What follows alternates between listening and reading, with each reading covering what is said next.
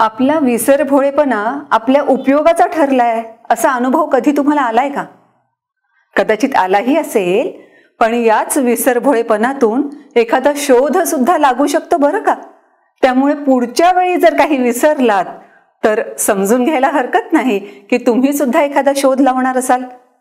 तेव्हा असंच तर झालं होतं. अलेक्झांडर फ्लेमिंग काही दिवसांसाठी गावाला गेले होते आणि आता ते परतीच्या वाटेवर होते.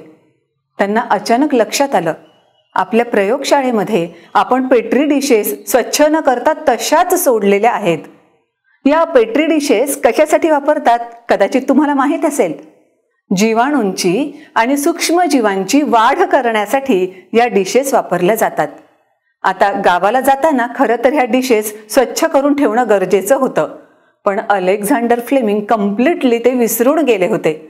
जेव्हा ते परतले तेव्हा ताबडतोब त्यांनी प्रयोगशाळेमध्ये धाव घेतली आणि त्या पेट्री डिशेसमध्ये बघितल्यानंतर त्यांना वेगळंच काहीतरी जाणवत होतं. त्या काही ठिकाणी हिरवटसर बुरशी जमा झाल्याचं त्यांना दिसलं. म्हणून त्यांनी आणखी जास्त व्यवस्थितरित्या ते सगळं पाहिलं, त्यावर संशोधन केलं आणि त्यांच्या असं लक्षात आलं, जिथे जिथे ही हिरवट बुरशी वाढलेली आहे तिथले जीवाणू पूर्णतः नष्ट झालेले आहेत. आणि ही गोष्ट त्यांना खूपच महत्वाची वाटली. या हिरवट बुरशीमधून जो स्राव निघत होता ना, त्यालाच त्यांनी पुढे पेनिसिलिन असं नाव दिलं. आता लक्षात आलं ना, वैद्यकशास्त्रामध्ये ज्या पेनिसिलिननी अतिशय महत्वाची कामगिरी बजावली, लाखोंचे जीव वाचवले आणि अजूनही कितीतरी लोकांचे जीव वाचत आहे, त्या या पेनिसिलिनचा शोध अलेक्झांडर फ्लेमिंगला अशा रीतीने विसरभोळेपणातून लागला.